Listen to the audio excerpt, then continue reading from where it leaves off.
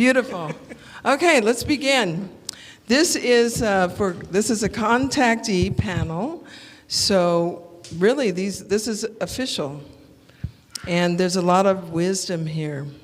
We have Alex Collier, we have Robert Potter, we have Marcella, Marcella Chauvet. I want to say that properly. Viviane Chauvet. Yes, indeed, very special. We have Raymond Keller, which we love every single day, twice on Sunday, and Marcella? Yes. Marcella Velasco. Velasco, and she's going to take us into Peru. All right, so we have that, and we have the first questions coming on up. I'd like to just ask, you're the first, Alex, don't try to get out of this. You've been in a contactee, each of you, for over 10 years. Stepping out. How does it feel to step out and be able to be received as well as each of you are? We're going to go down the line, just a short little yes, and pass it along. There was a time in my life where I never thought it would ever be like this, where we could talk about this kind of thing or hang out outside at a table and just have an amazing chin waggle, sharing information. I never expected it, especially in the beginning. The first ones out of the gate, they're hacking weeds, they're the trailblazers, and you catch all the crap. So, and it was from everyone. So it's been interesting. It's been very, very liberating. And I can honestly say, not that I would do it again because I wouldn't, but I can honestly say at this point, I'm glad I did it. Beautiful.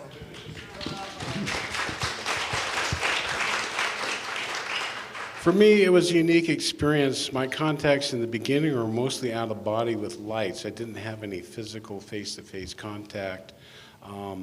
It started in about 74 at 17. And then at 82, I was kind of going, what the hell's going on?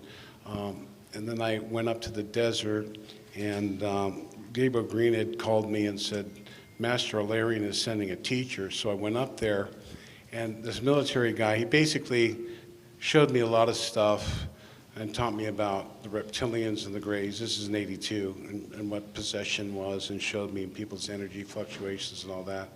And then a spaceship landed, and so then I had a real contact, a telepathic communication with Semyasi. The ship was pulsing, Gabriel Green, Michael Legion, me, the military guy. And I started crying, and she says, I was always saying, when the lights come down to the house, I'd always be crying. I just want to know, and I feel this great pulsation of love and support.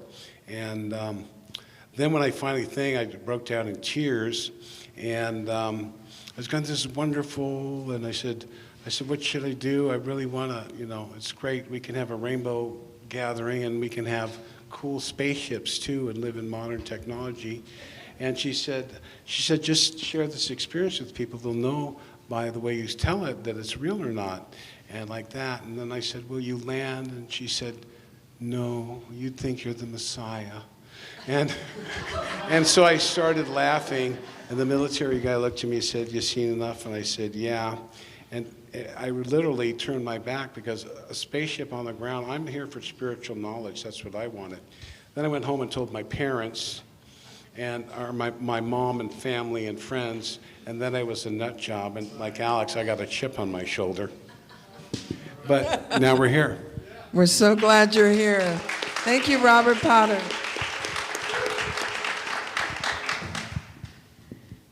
As a child, we would have spaceship following us, and when I say by us, it's with my family.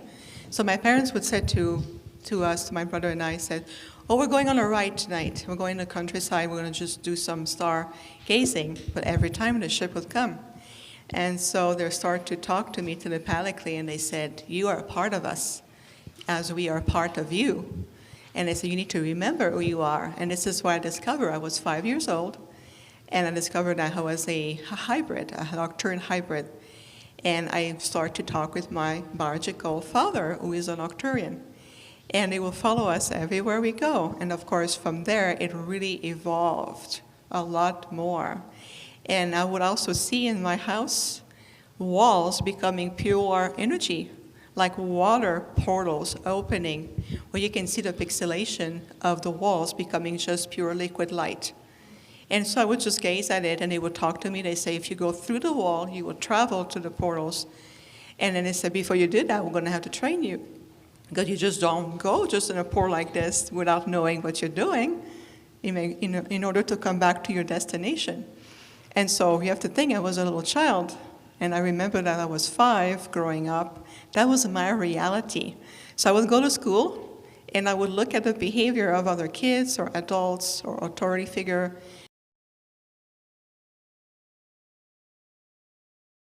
behaving this way. What is really much so. It's like, why children are competing against each other? That is absolutely nonsense.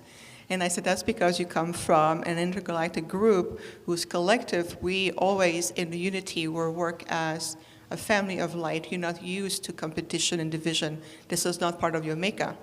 So this is what you've come to teach them. So I would invite them more to come together. And then when the adults would say, no, you have to compete in a game, I would say, you're wrong, because the collective said we are here to be in unity consciousness. Yeah. Thank you. All right. And so my mom knows if they get a phone call from the director or the principal, there's something wrong about your daughter. She goes, oh, I know. So growing up, of course, I discovered why I'm here. And I want just to let you know all, because you're all very powerful. I can feel your energy. I can feel all of you. Tomorrow when I speak at 5 p.m., we're going to do a very powerful Arcturian holographic group healing for all of ourselves. I'm going to clear Shasta. We need to reclaim this place. So just send the light. We are invited to come. We're going to do it as a group. We need your light. We need to reclaim Shasta. We need to clear the mountain and also clear other aspects of the planet. So thank you for being here. Thank you, Viviane.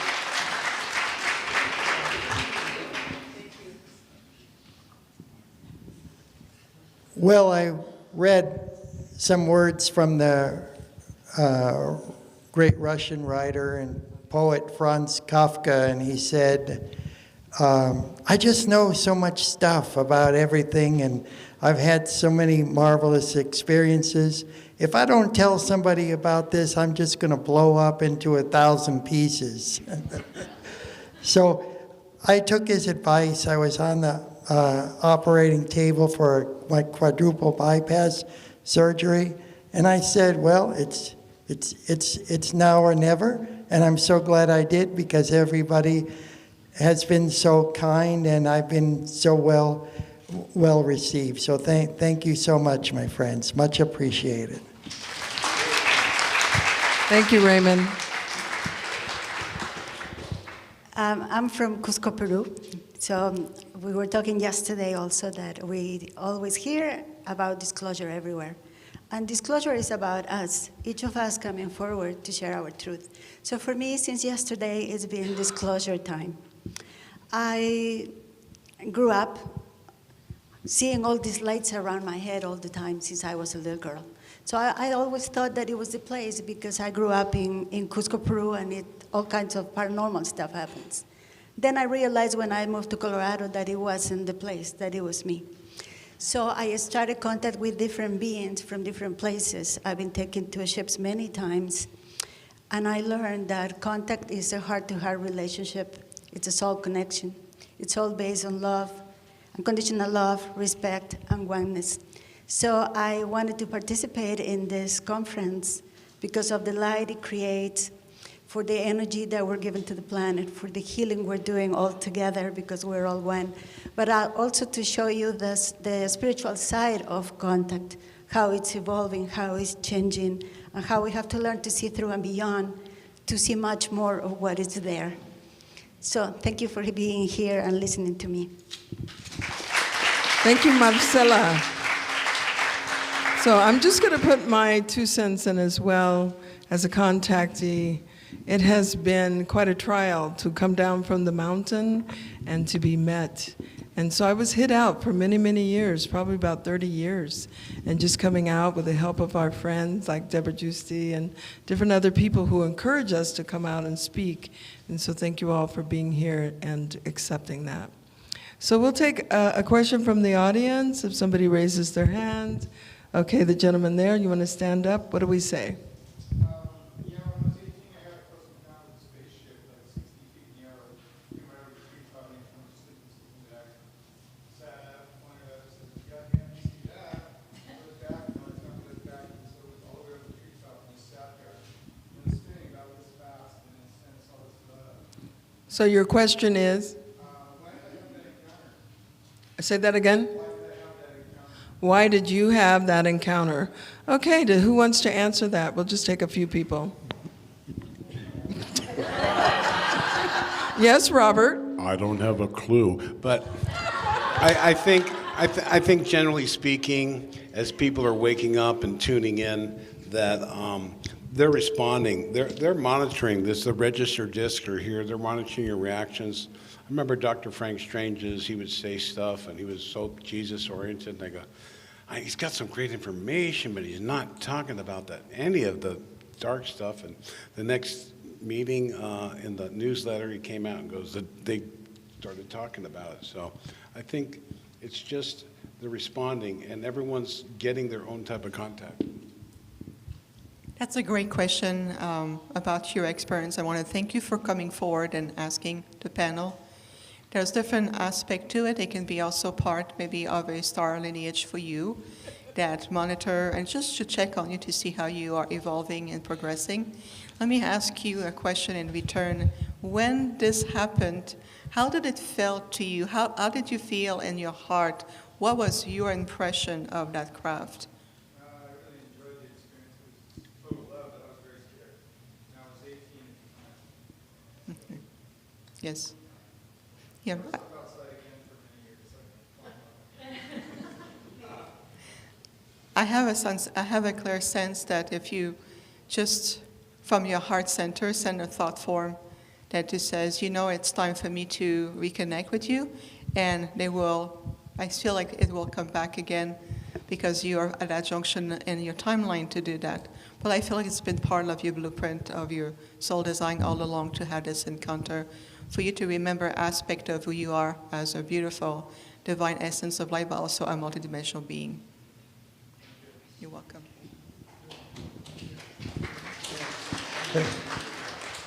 I want to let you know that in Psalms 91 it says that God above has sent his angels charged to watch over thee. And the angel force that Dr. Frank Strange has talked about and that Rob just talked about, this is their mission. And when you want to see a UFO, when you want to contact our brothers and sisters in space, they read the intentions of your heart. So you could be very thankful. You're well on your way to an expanded circle of friendship.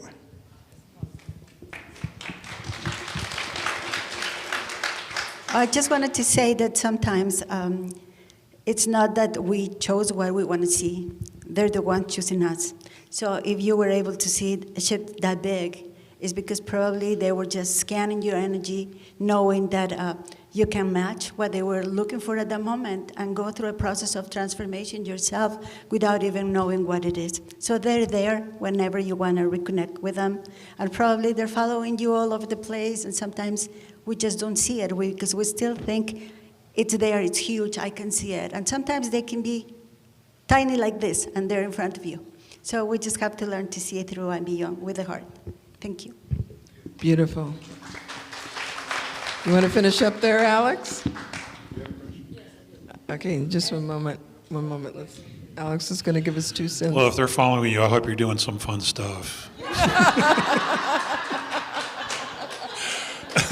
Yeah.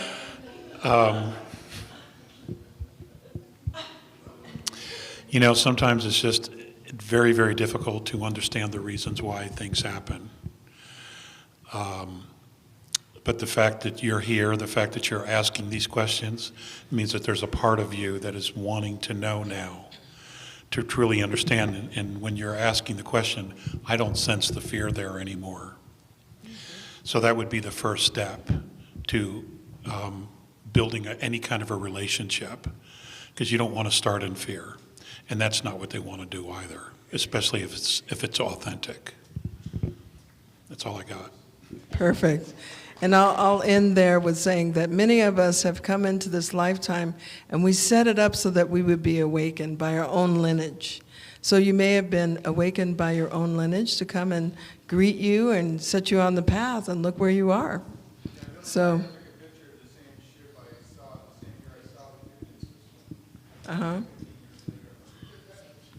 Oh my God, that's my lineage. Hello, wave to your cousins. Okay. All right. Thank you. Thank you. So you had a question here. As we know, we are multidimensional beings, and as we know, we have different. Thank you. As we know, we are multidimensional beings, and we have many aspects of who we are. And I believe I was told that I am a commander on a Ashtar command ship, which I can, in my soul, relate to and believe. I also, at the present moment, I'm working with the Ashtar Command. So how am I being a vessel to do the work they want me to do here on planet Earth in my physical? That's a beautiful question. She wants to know how she is able to be here. Okay, these two. How is she able to be here? She's commander of a beautiful fleet, and we have other commanders in this room. And so she's here in the human body. Of course, you know, we talked about primal awareness, how we can bilocate and such. But let's ask the panel, starting with Alex.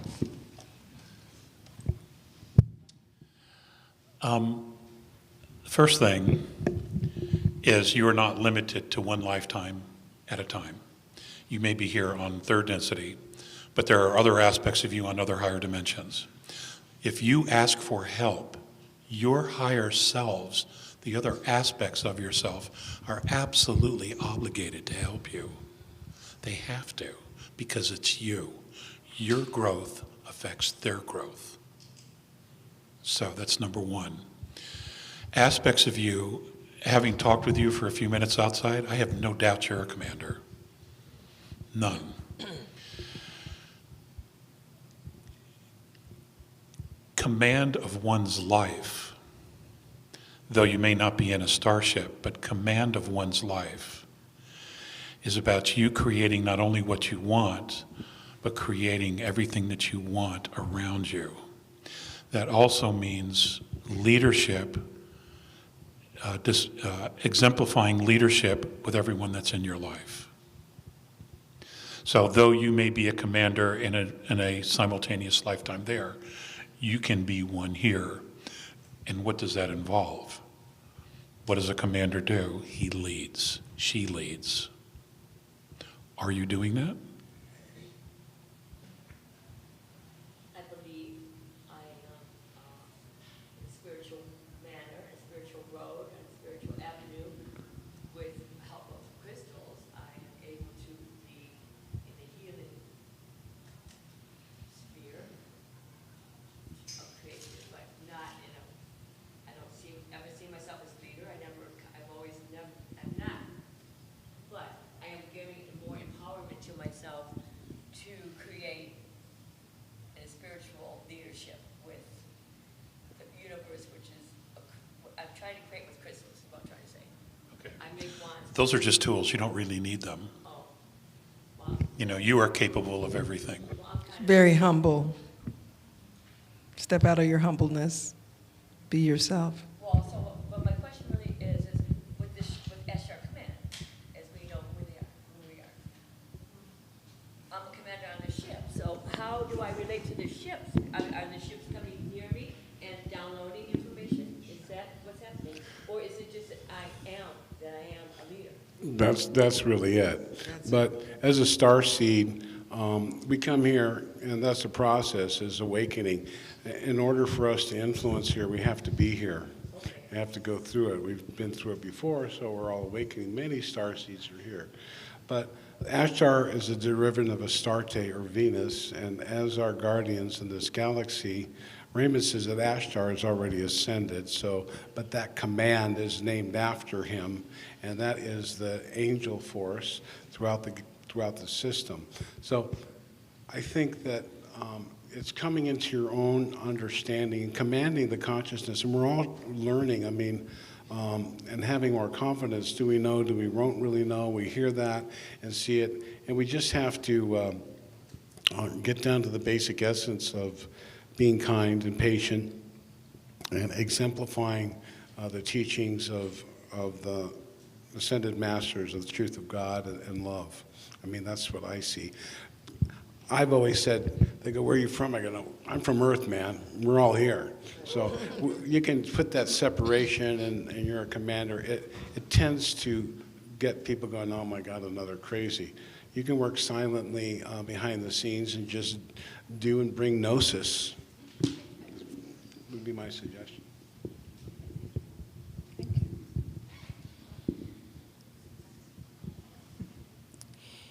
I love your question because it also pertains to many other star seeds who are also connecting, understanding the true nature of who they are. And sometimes they feel like there's this connect between the human aspect of themselves, feeling limiting when I'm here on this earth in a 3D dimensional reality, functioning in the 3D linear time construct. How am I able to do that? And that's that's part of the mental entanglement that we are here. We get into those mental grids and want to analyze that part of ourselves. If you understand that through your higher self, that you are, like you mentioned so beautifully, a multidimensional being, that means that there's only 1% of you, there's an aspect, a spark, what we call a soul emanation of you in this body, where the other aspect of you are already on the ship, already doing what you need to do. You're doing all the off-planet work. You're welcome. So what we would recommend is just feel this bridging within yourself, that through your I am presence, I am that aspect of, as a commander, as I am also having a human experience. They are two facets of the same coin. You're welcome. Beautiful, thank you. Well, dear sister, before any mission, you have to gather the intelligence, you have to attend a briefing before you ever embark on your first phase to accomplish it. And you're here on the earth plane to gather that intelligence necessary so that you could successfully complete that mission. I was going to say that before we come to Earth, we chose to be here this time. And although it can be very hard, we're here on a mission. And that was something that it was accepted and acknowledged before we came. So the greatest mission for all of us to being here is to be a human being on Earth. So the purpose was also to make it simple, to make it easy, even though it can be like a movie sometimes. We are a link between worlds, and it's so important to understand that we live in the multi-dimension, and when you're conscious, like yourself, of the multi-dimension, it's not easy to live between worlds, but it happens. We can do it. And you're just doing your work, and you're doing your mission. So take it as it comes. Very beautiful. Okay, let's take one question. Tammy. I wanted to know, what is your opinion on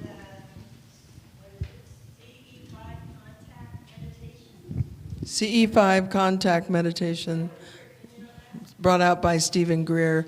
You're asking comments on this type of engagement. Here we go. Buckle up.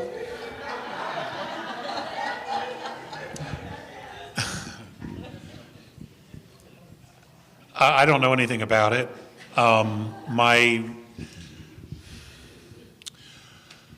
When Stephen Greer did the Disclosure Project, That's the only interaction that I've had with him. There's some things we just don't see eye to eye on.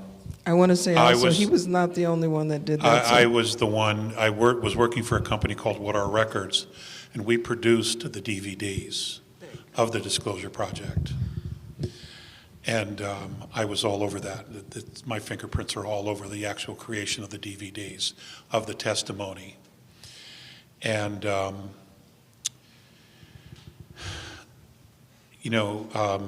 Stephen has his own way of seeing things.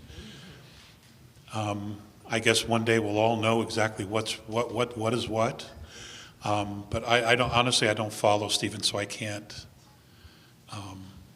go any further with that. Okay, I know Costas Macraeus, who actually established those protocols that was working Thank you. Stephen Greer. Stephen Greer called Fred Bell back in, I don't know, I think it was in 99 or maybe 99. 99. Even before that maybe. And anyway, so the protocols are good. The idea is the Skywatch. It's been happening since the 50s. That's how a lot of the contacts happened out in the desert. So it's just was a protocol, it was kind of a modern day version of going out with open hearts. It happens at rainbow gatherings. I've been there. We had fires in Wyoming one year. I was up there, and there was a Venusian and a Martian guy.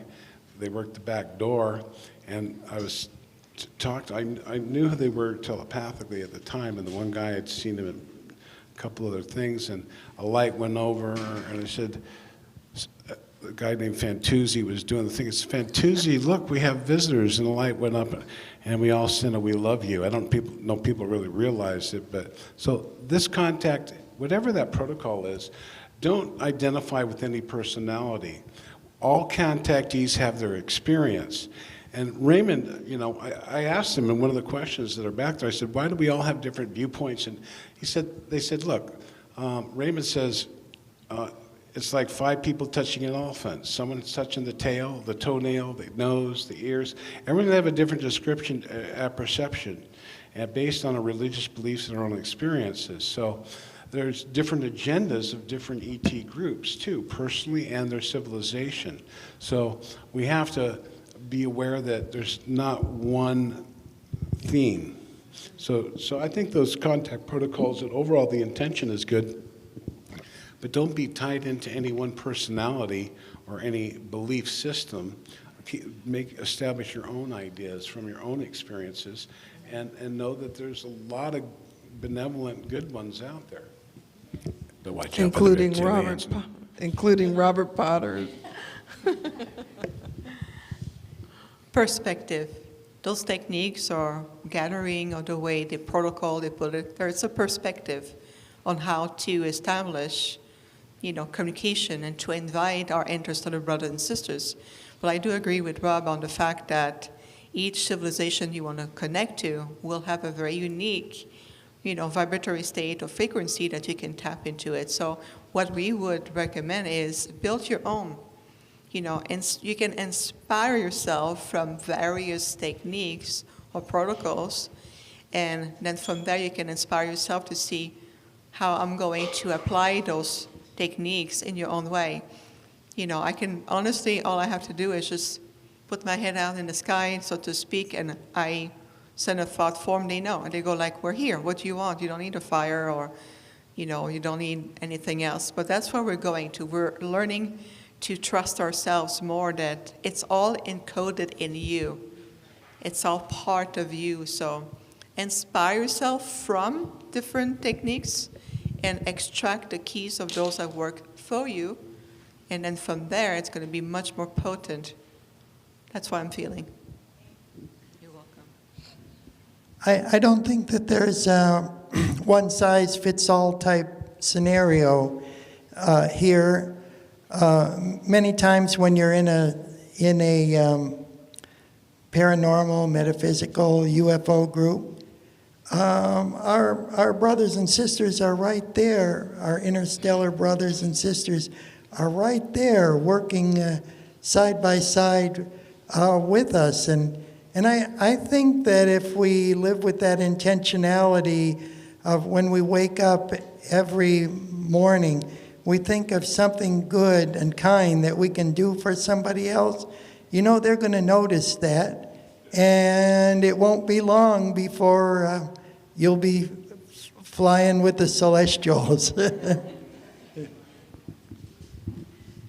I attended a few CE5 groups in Colorado, and I'm not going to talk about them because really I don't know, but I can talk about Misión Rama, which is an ET group contact in Peru, and some of their protocols have been used by the CE5s also. So for me, those protocols of contact are like the basic for everyone that needs to learn how you can do it in case you don't know. But then there's a point where you're already connected to yourself, because that's where contact begins. The contact within yourself, go inside, then you can go without. So once you've done that, you find your own way, your own path, and that's what happened with a lot of Misión Rama contactees. All of us are going different paths. So once you learn, those protocols are helpful as a basic stuff for contact. Beautiful, that's a good one. Thank you, thank you. Okay, we have a gentleman in the back here.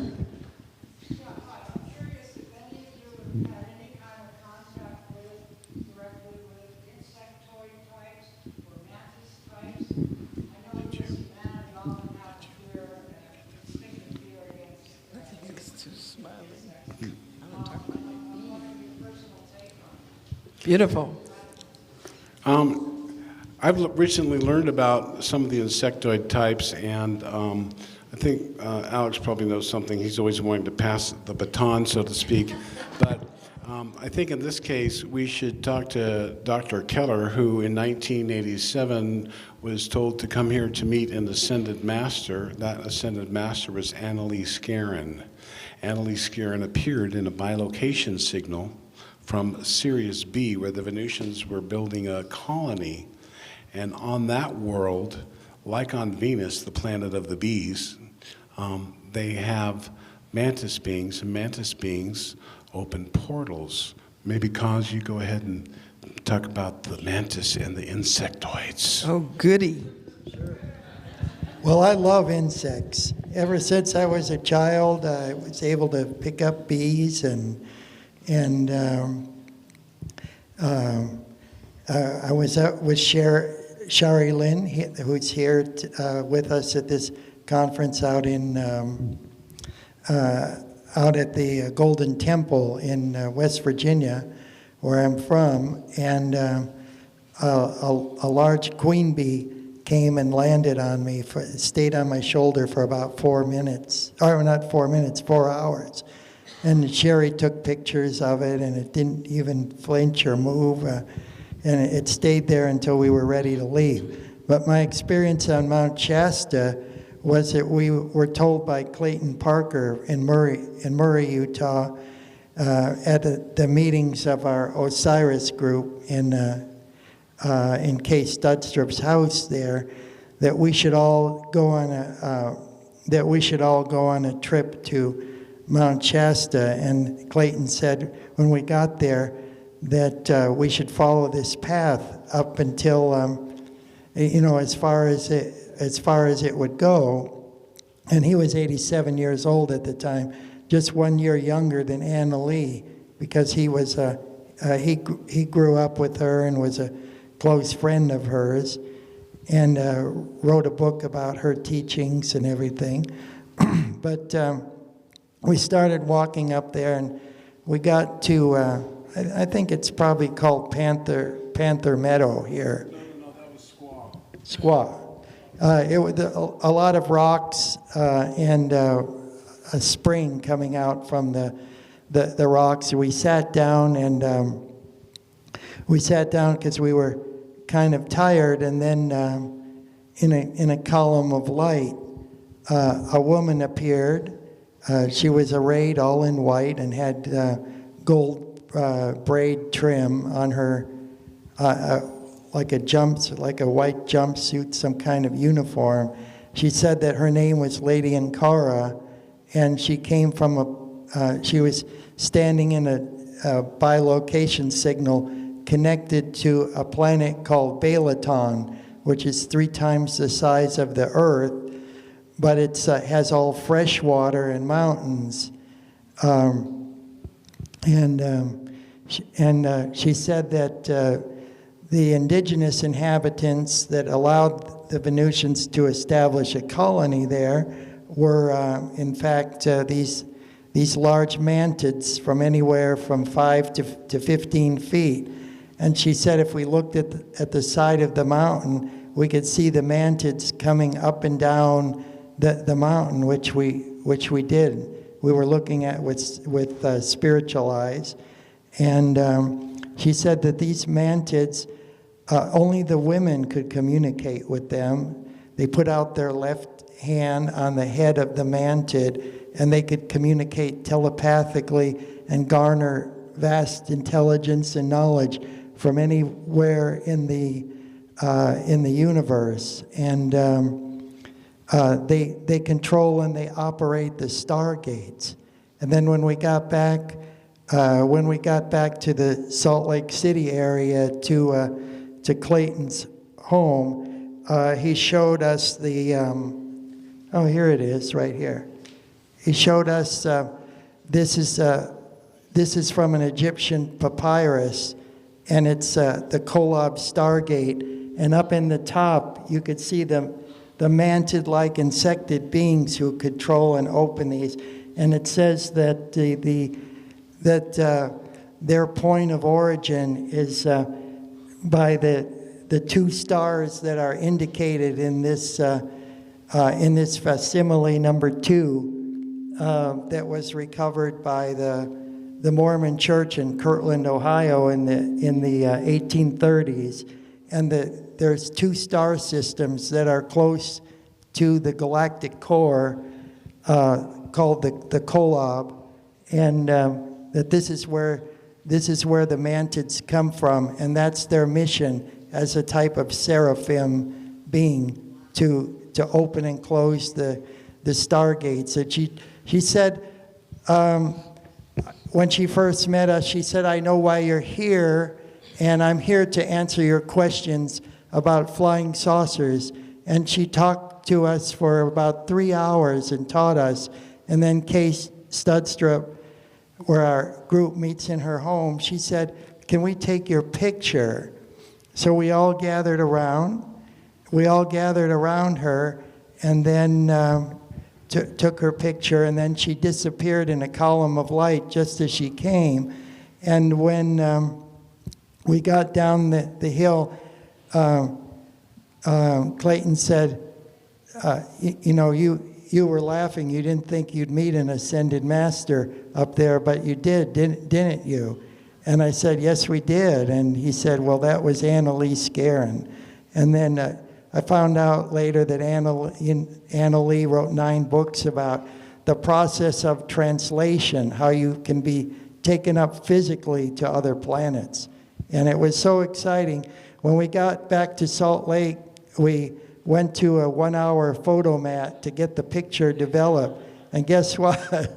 That she wasn't in there at all. And then we showed it. We were so excited. We showed it to Brother Clayton, Brother Parker, and he said, well, what this represents is that her molecules are vibrating so fast that she's at a much lighter density, and she won't appear as a physical being. She's will just look like a sparkle of light. And, Beautiful. So this was amazing, but encounters with bees and other insects and mantids and everything. I even think twice now about if I don't even want to swat a fly, because I know, like Helena Blavatsky said, the whole universe is filled with intelligences. There's There not you a go. place. There's not a space. We think space is empty, that it's a void, but it's filled with intelligences. In ancient Egypt, they even believed that the rays of the sun, the emanations of light reaching the earth, that these are these are intelligences, emanations of the divine that began with the first aeons and everything. Thank you, Raymond. So it was just amazing. Thank you. Okay. Woo!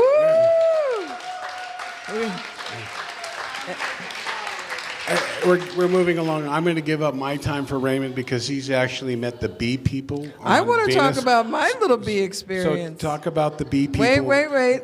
After Wait. Let's take a little. I'm going to bring it on down. So, the one I had that was so amazing, I have always wanted to go into the archives.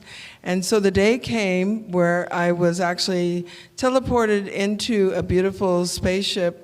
And it was like an instant in the ship and then before the archive building. And as I got out of the ship and I was present, the doors opened and I was greeted by Mile. And she was a beautiful 6-foot-tall bee. She had the yellow and black face. She had the pincher mouth and the little antennas. She was very tall. And she talked to me telepathically and led me in to the archives, in which there was 3 golden plates. I don't know if it was made of gold, but it looked metallic to me. And as my eyes hit the plate, the first bar, it became a hologramic energy field of all the knowledge. And the first one was I, the second one was am, and the third one was that. And so I received all this wisdom. She was gracious, she was elegant, she was powerful, and it may have been on Venus. Maybe I was taken to the archives of Venus. I wasn't quite sure where I was, but I knew I was happy, you know?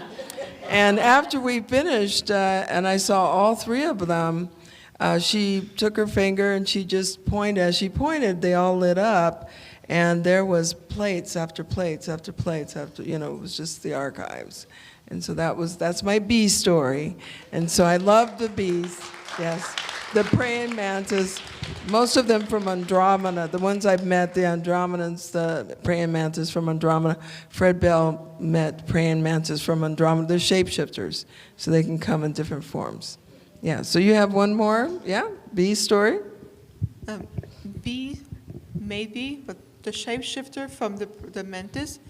It's funny you mentioned that question. Thank you so much for bringing that up. 2 days before the conference, I was in my healing office, and on my window there was a green praying mantis.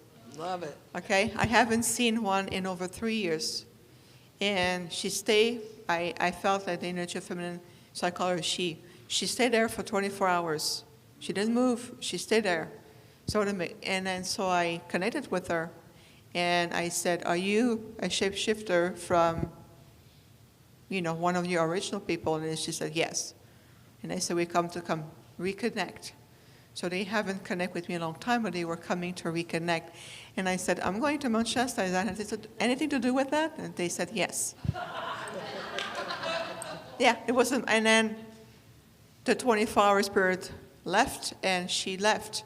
So I looked around to see if I can find, and I didn't find any trace of that praying mantis, all beautiful green. So when Celeste, you said about shape-shifting, Yes. that's exactly what happened, and she stayed there. And I knew a person, she was a starseed, a praying mantis starseed, and she was speaking the language. Every time they would come in a room, they would shape-shift. They were everywhere in the room, and they were talking the language. And I heard it one time I was with her, and I can hear the quaking. Yes. I'm not doing justice right now, so don't. I'm not an expert, I'm Arcturian, so. But I can hear the language, and I have a close friend of mine who is also a direct contactee with the insectoid, and I won't say too much about because that's her story. But then to me, the insect is more like the insect of the planet. I connect with the insect of this earth. I talk to the ants, I talk to the bees. In fact, outside I had a bee come and sniffing my elbow. And I said, what are you doing? And the bee answered, I'm sniffing you. I said, I can feel your energy. I can feel the wind coming into my hand. And she said, I like your energy, so I came close. So this is more I connect with them from when they shapeshift or they're here on this earth. Yeah, they're like guardians. They're like they are guardians. guardians. Yes. Pay attention. Eyes are on you. Yes. Yes, they're listening. So I love them this way. So Beautiful. So I think Robert wanted another bee story from Raymond. We're running short, and so we'll finish with you, Marcella. Thank you. And then I'd like to have each person just to give what they, the message. It's a short message to everyone. You want me to talk about Mantis or Your, short message? your Mantis. Let's finish Okay. with that. I was once in Guatemala, and people call me a galactic shaman also because in every contact ceremony, I also use shamanism to connect to the earth and the elements and the elementals in different kingdoms. So I was in Guatemala doing a ceremony once, and then late at night, it was beginning to rain, so each of us went to our rooms. And when I got to mine, I saw a huge scarab at the door, a black scarab, and I was like, I'm gonna faint here. So I turned on the light, and then there was this huge, like this grasshopper on my pillow. So I was screaming worse and, running, looking for somebody in the hotel to take, the insects away. But I couldn't find anybody, so I was screaming and praying, and it's like, they need to get out, please, go, I can't sleep in this place. But then once I calmed down, I realized that beings also take different shapes and sizes, and we have to learn how to face that. So when I saw the scarab, it reminded me of ancient Egyptians for a protection. It's at the door, I'm protected. Then I didn't know anything about grasshoppers and mantis at that time. So next morning, I asked the man, and he said, well, why don't you just talk to one of the Mayan elders that is coming in the morning? So I said, well, this was big on my pillow, couldn't sleep all night, I'm scared. So this Mayan priest told me, that the grasshoppers are the mantis, and they move around and they live in the river. So if you want to go see them, come with me. So we went to the river very early morning, and I actually, in the multidimension, and the inner vision, I saw so many of them on the river, and I was so scared. So I started just to meditate and asking for an answer, and because, we get scared, of course, and as humans, whatever it's different, we get scared. So one of them that was talking to me telepathically and then in the heart said, don't be scared. If you want to see our real faces and beings, just close your eyes, and they're so tall, so tall and so green, so big. And they say, well, just remember that in the universe, we all have different shapes, different sizes. You just have to learn not to be scared, so just close your eyes, put your hand over your heart and just breathe. And then I understood that they're the keepers of the land also. They're guardians of places where there are vortexes. I learned that place was a portal used by the Mayans, that it's an activated portal and it's physical. So they were there as keepers and guardians of that area. So that day I learned that the mantis exist, that we can see them, we can talk to them, we can relate to them. Thank you. Thank you. So let's give our final message to humanity. What would you like to share? Well, I just want to, somebody brought up beetles. If you get a chance, research the Egyptian beetle. The reason they were revered in Egypt is, number one, there is no way they could figure out why they could fly because their wings are too small. And what they realized is that the Egyptian beetle creates an electromagnetic field around its wings, and that's the reason it can fly. It's the only insect on the planet that does that. It literally creates a field.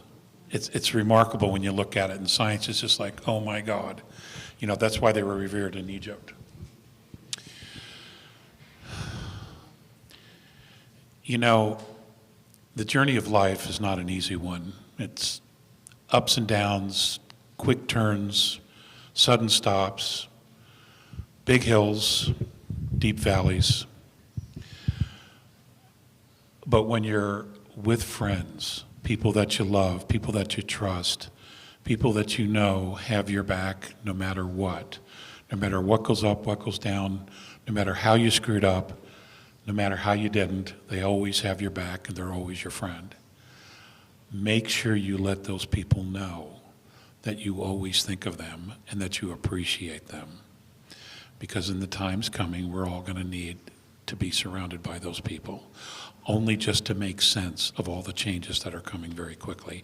And they're all good, but there's going to be a lot of people we know who aren't ready. They simply don't have a clue as to why things are unveiling the way they are. And it's just what it is, you know? Okay, that's all I have. Thank you.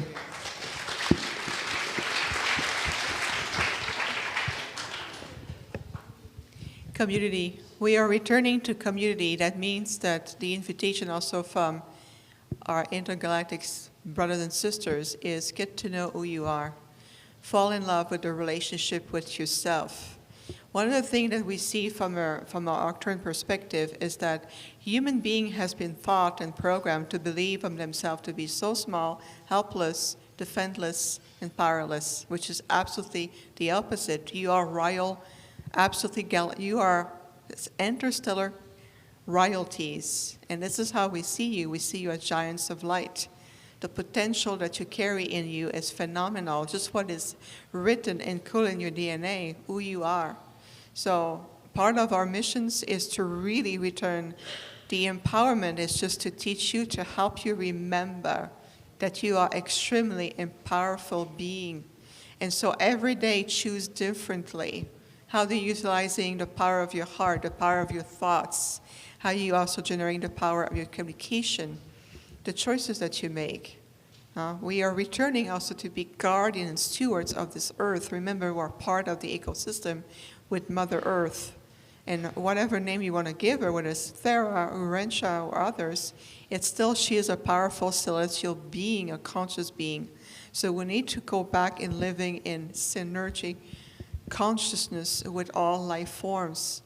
And so get to know who you are. Remember that you're a guardian of this earth, that you carry divinity within you every day. And when you look at yourself in the mirror, let that divinity be reflected into your own reflection, back into your soul. You are magnificent. Remember that. Beautiful. Thank you. Thank you.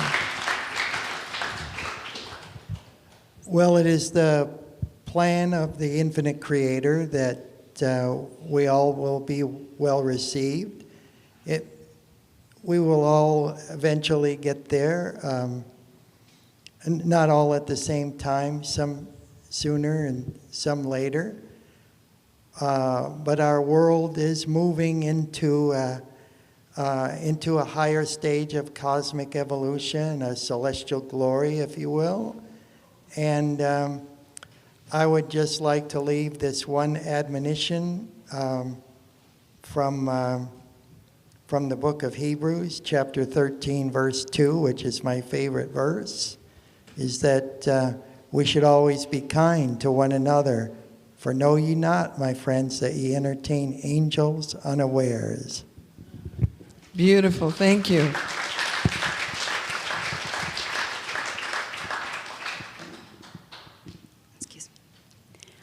I'm in contact with light beings in a universe within the galaxy of Andromeda.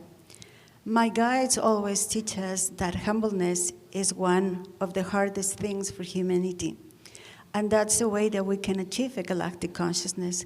So humbleness, zero ego, sometimes is just so hard to achieve. But if we start with that, and then we connect to our hearts and going from the mind, zero mind also, and trying to go into our hearts and do everything from the heart, then we're going to have a better world for the rest of us. And then we're going to open our hearts to connect with different realms in the cosmic world too. Thank you. Beautiful. So we thank everyone for being here. And as you walk from this beautiful auditorium, you are the seeds for the new. Plant the seeds, they will bloom, and we love you all. Have a beautiful evening. We thank you, Robert Potter, and let us have a stand-up applause for our beautiful contactees. Blessed be.